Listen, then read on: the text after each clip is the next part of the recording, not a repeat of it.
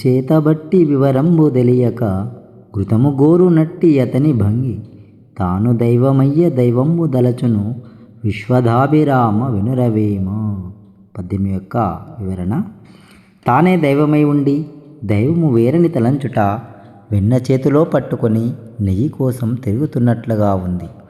అగ్గిసెగ తగలగానే వెన్న ఎలా అయితే నెయ్యిగా మారుతుందో మనసుని ధ్యానములో మదిస్తే కరుడగట్టిన హృదయం కరిగి చమురుగా మారి ఆత్మజ్యోతిని వెలిగిస్తుంది. ఇదే వేమన గారి సందేశం.